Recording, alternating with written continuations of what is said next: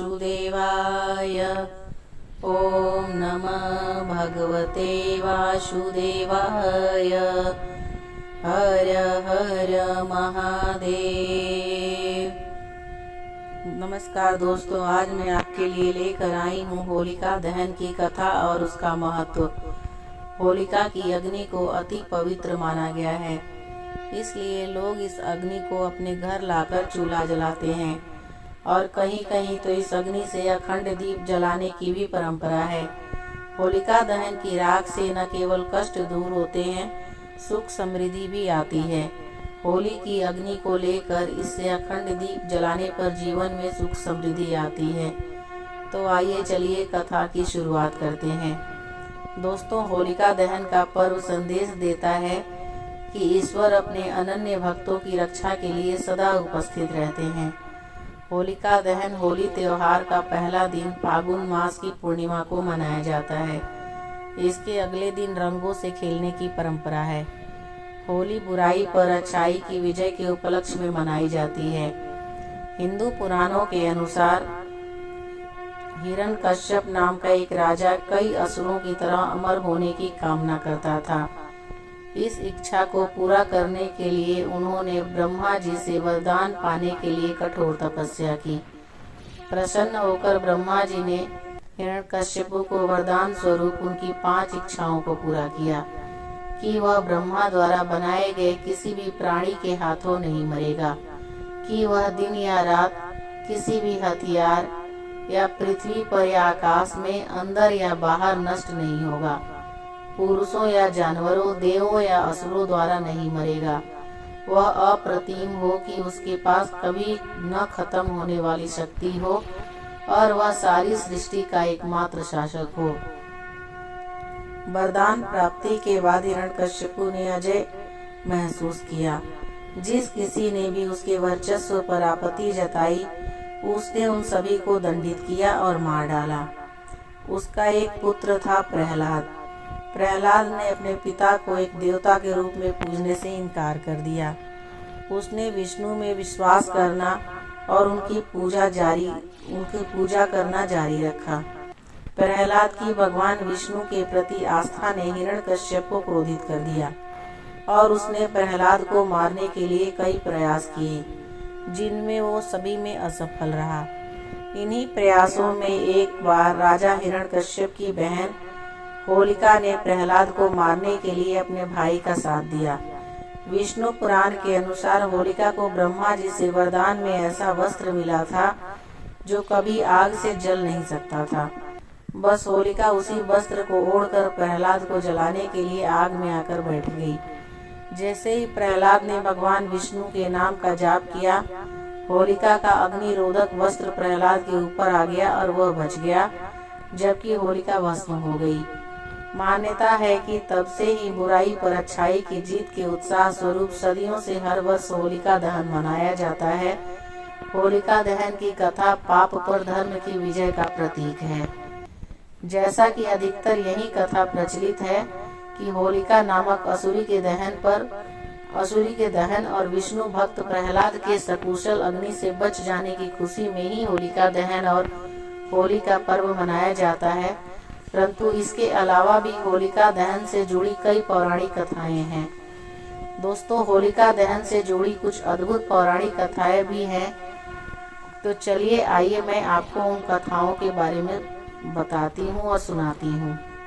जब भगवान शिव की पत्नी सती ने अग्नि में प्रवेश किया और अपने पिता दक्ष द्वारा भगवान शिव को दिखाए गए अपमान के कारण मृत्यु को गले लगा लिया, तो वह पूरी तरह से टूट गए थे। उन्होंने अपने कर्तव्यों को त्याग दिया और गंभीर ध्यान में चले गए। इससे दुनिया में विनाशकारी असंतुलन पैदा हो गया, जिससे सभी देवता चिंतित हो गए। इस बीच सती का देवी पार्वती के रूप में पुनर्जन्म हुआ। वह भगवान शिव से विवाह करना चाहती थी, लेकिन भगवान शिव को इसमें कोई दिलचस्पी नहीं थी और उन्होंने उनकी भावनाओं को अनदेखा करना चुना। तब देवताओं ने भगवान शिव को प्रभावित करने के लिए कामदेव को भेजने का फैसला किया, ताकि उनके और पार्वती के बीच विवाह संपन्न हो सके। इंद्र ने कामदेव को बुलाया और उन्हें बताया कि राक्षस राजा तारकासुर को ऐसे व्यक्ति द्वारा ही मारा जा सकता है जो शिव और पार्वती के पुत्र हों। इंद्र ने कामदेव को भगवान शिव में प्रेम जगाने का निर्देश दिया ताकि वह पार्वती से शादी करने के लिए राजी हो जाए। कामदेव अपनी पत्नी रति के साथ अपने कार्य को पूरा करने के लिए भगवान शिव के पास गए। उस स्थान पर पहुंचने के बाद जहां भगवान शिव अपने ध्यान में लीन थे, तभी कामदेव ने पार्वती को अपनी सखियों के साथ आते देखा। ठीक उसी क्षण भगवान शिव भी अपने ध्यान समाधि से बाहर आ गए। कामदेव ने भगवान शिव पर अपने काम बाण से प्रहार किया, जिसका उन पर गहरा प्रभाव पड़ा। भगवान शिव पार्वती के अद्भुत सौंदर्य पर मोहित हो गए और उनका हृदय उनके लिए प्रेम से भर गया, लेकिन साथ ही वह अपने व्यवहार में अचानक आए बदलाव से परेशान थे। भगवान शिव ने अपने चारों ओर देखा। उन्होंने देखा कि कामदेव हाथ में धनुष बाण लिए बाईं ओर खड़े हैं। अब उन्हें पूरा विश्वास हो गया कि यह वास्तव में कामदेव ने ही किया है। अत्यंत क्रोध के परिणाम स्वरूप भगवान शिव की तीसरी आंख खुल गई और कामदेव भस्म हो गए। कामदेव की पत्नी रति फूट फूट कर रोने लगी। उन्होंने शिव से अपने पति को जीवित करने की गुहार लगाई। उसके बाद देवताओं ने भी भगवान शिव के पास जाकर उनकी पूजा की। उन्होंने बताया कि यह कामदेव की गलती नहीं थी। उन्होंने उन्हें तारकासुर की मृत्यु का रहस्य भी बताया। तब देवताओं ने उनसे कामदेव को एक बार फिर से जीवित करने का अनुरोध किया। तब तक भगवान शिव का क्रोध शांत हो चुका था और उन्होंने देवताओं से कहा कि कामदेव द्वापर युग में कृष्ण और रुक्मिणी के पुत्र के रूप में जन्म लेंगे। संबर नाम का एक राक्षस उसे समुद्र में फेंक देगा। वह उस राक्षस को मार डालेगा और रति से शादी करेगा, जो समुद्र के पास एक शहर में रह रही होगी। तब से कामदेव को भगवान शिव द्वारा भस्म होने को होलिका दहन और उनके पुनर्जन्म की खुशी को होली के रूप में मनाया जाता है। एक और पौराणिक कथा के अनुसार एक प्रचलित कथा श्री कृष्ण और पूतना नामक राक्षसी का भी है। जब भगवान कृष्ण गोकुल में बड़े हो रहे थे, मथुरा के राजा कंस ने उन्हें खोजने और मारने की कोशिश की। कंस ने कृष्ण के मिलने तक सभी बच्चों को मारने के लिए राक्षसी पूतना को भेजने का फैसला किया। उसने कंस के राज्य में सभी शिशुओं को बेरहमी से मारना शुरू कर दिया। उसने पड़ोसी राज्य में भी शिशुओं को मारना शुरू कर दिया। चुपचाप घरों में घुसकर वह बच्चों को तब उठा लेती थी जब उनकी माताएं या तो सो रही होती थी या घर के कामों में व्यस्त होती थी। वह खेतों में काम करने वाले माता पिता के बच्चों का अपहरण भी कर लेती थी। राज्य के सभी बच्चों को खत्म करने की अपनी खोज में पूतना कृष्ण के गांव पहुंची। वह सूर्यास्त के बाद गांव में दाखिल हुई ताकि कोई उसे पहचान न सके। जब वह जहां भी जाती लोगों को यशोदा और नंदराज के नवजात शिशु के बारे में बात करते सुनती। नन्हे बालक के दिव्य रूप को देखकर हर कोई मंत्रमुग्ध नजर आ रहा था। पूतना ने तुरंत जान लिया कि ये वही बालक है जिसकी उसे तलाश थी। उसने रात गांव के बाहर बिताने और सुबह कृष्ण के घर जाने का फैसला किया। पूतना ने एक सुंदर स्त्री का वेश धारण किया और यशोदा के और नंद जी के घर पहुंच गई, जहां यशोदा जी ने उनकी अच्छी तरह से स्वागत किया। उसने अपना परिचय दिया और यशोदा से अनुरोध किया कि वह उसे कृष्ण को खिलाने की अनुमति दे। यशोदा ने भी सोचा कि सुंदर युवती कोई देवी थी और पूतना के अनुरोध पर सहमत हो गई। पूतना ने नन्हे कृष्ण को गोद में उठा लिया और उसे खिलाने लगी, दूध पिलाने लगी। अपने जहरीले दूध का स्तनपान उसे कराने लगी। उसने सोचा कि कुछ ही मिनटों में कृष्ण निर्जीव हो जाएंगे। इसके बजाय पूतना को अचानक ऐसा लगने लगा जैसे वह छोटा लड़का उसके जीवन को चूस रहा है। उसने कृष्ण को अपने से दूर करने की कोशिश की, लेकिन ऐसा करने में असमर्थ रही। बच्चे को डराने के लिए वह अपने मूल रूप में वापस आ गई। वह हवा में उड़ने लगी ताकि बच्चा डरकर उसे छोड़ दे, लेकिन सब व्यर्थ था। कृष्ण ने उसे जाने नहीं दिया और अंततः पूतना के पूरे जीवन को चूस लिया।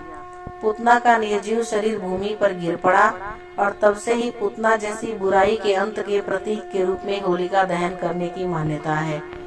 एक और कथा के अनुसार रघु राज्य की राक्षसी धूंधी भोले वाले लोगों और विशेष रूप से छोटे बच्चों को परेशान करती थी। ढूंढी को भगवान शिव का वरदान था कि वह देवताओं पुरुषों द्वारा नहीं मारी जाएगी और न ही गर्मी, सर्दी या बारिश से या किसी भी शस्त्र से पीड़ित होगी। इन आशीर्वादों से उसे लगभग अजेय बना दिया, लेकिन उसमें एक कमजोर बिंदु भी था। उसे भगवान शिव ने भी श्राप दिया था कि वह चंचल लड़कों से खतरे में होगी जो उसे परेशान करेंगे। राजा ने पुजारी से परामर्श किया और उन्होंने बताया कि फागुन को शीत ऋतु समाप्त होती है और ग्रीष्म ऋतु का प्रारंभ हो जाता है। धुंधी को दूर भगाने के लिए यह उपयुक्त समय है। समय आने पर गांव के साहसी लड़कों ने उससे हमेशा के लिए छुटकारा पाने और उसे गांव से भगाने का फैसला किया। लड़कों ने लकड़ी और घास का ढेर इकट्ठा किया, उसमें मंत्रों से आग लगा दी, ताली बजाई, आग के चारों ओर चक्कर लगाने लगे। वे भांग के नशे में चूर हो गए और फिर धुंधी के पीछे पीछे गांव की सीमा तक नगाड़े बजाते, शोरगुल करते, गाली गलौज करते और ऐसा तब तक करते रहे जब तक कि धुंधी हमेशा के लिए गांव से बाहर नहीं निकल गई। गालियों की मार ने उसके मन की स्थिति को बर्बाद कर दिया। वह भीतर से कमजोर और असहाय महसूस कर रही थी। यहाँ पर भी बुराई पर अच्छाई के जीत के प्रतीक के रूप में होलिका दहन की कथा प्रचलित है। आज भी इस मान्यता के सम्मान में लड़के होलिका दहन की रात ढोल नगाड़ बजाते हुए, शोर करते हुए होलिका दहन का पर्व मनाते हैं। होलिका दहन की पूजा से पहले पवित्र स्नान करना चाहिए। स्नान के बाद जहाँ होलिका दहन की पूजा कर रहे हो वह पूर्व दिशा की ओर मुख करके बैठ जाएं। पूजा के लिए गाय के गोबर से होलिका और प्रहलाद की प्रतिमा बनाएं। इसके बाद रोली, अक्षत, फूलों की माला, कच्चा सूत, गुड़, साबुत हल्दी, मूंग, बतासे, गुलाल, नारियल, 5 प्रकार के अनाज और एक लोटे में पानी रख लें। फिर इन चीजों से विधि अनुसार पूजा करें। भगवान नरसिंह की भी पूजा विधि विधान के साथ करें। अंत में अपनी मनोकामनाओं को होलिका दहन के समक्ष कहें। सनातन धर्म में प्रत्येक मास की पूर्णिमा का बड़ा ही महत्व है और यह किसी न किसी उत्सव के रूप में मनाई जाती है। उत्सव के इसी क्रम में होली वसंत उत्सव के रूप में फागुन मास की पूर्णिमा के दिन मनाई जाती है। रंगों का उत्सव होली एक सांस्कृतिक, धार्मिक और पारंपरिक त्योहार है। होली पूर्णिमा हिंदू वर्ष का अंतिम दिन भी होता है। हमारे सभी धर्म ग्रंथों में होलिका दहन में मुहूर्त का विशेष ध्यान रखने की बात कही गई है। नारद पुराण के अनुसार अग्नि प्रज्वलन फागुन पूर्णिमा को भद्रा रहित प्रदोष काल में सर्वोत्तम माना गया है। होलिका दहन के समय परिवार के सभी सदस्यों को एक साथ नया अन्न यानी गेहूं, जौ एवं चना की हरी बालियों को लेकर पवित्र अग्नि में समर्पित करना चाहिए। ऐसा करने से घर में शुभता का आगमन होता है। धर्म रूपी होली की अग्नि को अति पवित्र माना गया है, इसलिए लोग इस अग्नि को अपने घर लाकर चूल्हा भी जलाते हैं। शास्त्रों के मान्यता के अनुसार फागुन पूर्णिमा के दिन स्नान दान कर उपवास रखने होली की अग्नि की पूजा से मनुष्य के सभी कष्टों का नाश होता है और भगवान विष्णु की विशेष कृपा होती है। होलिका दहन के दिन होली पूजा करने से महालक्ष्मी प्रसन्न होती हैं। माँ लक्ष्मी की कृपा से घर में सुख, समृद्धि और खुशहाली आती है। वर्ष का अंतिम दिन होने के कारण इस पूर्णिमा का हिंदू संस्कृति में बहुत महत्व है।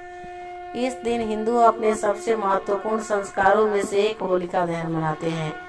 कई लोगों का मानना है कि इस दिन चंद्रमा का पृथ्वी पर महत्वपूर्ण प्रभाव पड़ता है, जो बसंत की शुरुआत का भी संकेत देता है। इसलिए यदि कोई भक्त इस भाग्यशाली दिन पर उपवास करता है और पूरी भक्ति सहित चंद्रमा और भगवान विष्णु की पूजा करता है तो वह सभी अतीत और वर्तमान पापों से मुक्त हो जाता है। इस दिन देश भर से उपासक मोक्ष पाने के लिए भगवान श्री हरि विष्णु की शरण में आते हैं। हिंदू धर्म के अनुसार मुक्ति पृथ्वी पर नश्वर जीवन का अंतिम लक्ष्य है। इसके अलावा फागुन पूर्णिमा के दिन लक्ष्मी जयंती या धन, भाग्य और प्रचुरता की देवी की जयंती भी मनाई जाती है। यह हिंदू परंपरा का सबसे महत्वपूर्ण दिनों में से एक है, क्योंकि एक असाधारण भाग्यशाली दिन पर बहुत सारी घटनाएं घटती हैं। तो दोस्तों, होलिका दहन की कथा और जानकारी आपको कैसी लगी मुझे कमेंट करके जरूर बताइएगा। और अगर अभी तक आप मेरे चैनल पे नए हैं और अभी तक सब्सक्राइब का बटन नहीं दबाया है तो आप मेरे चैनल पे सब्सक्राइब का बटन दबाइए, ताकि जब भी मैं कोई स्टोरी या कोई जानकारी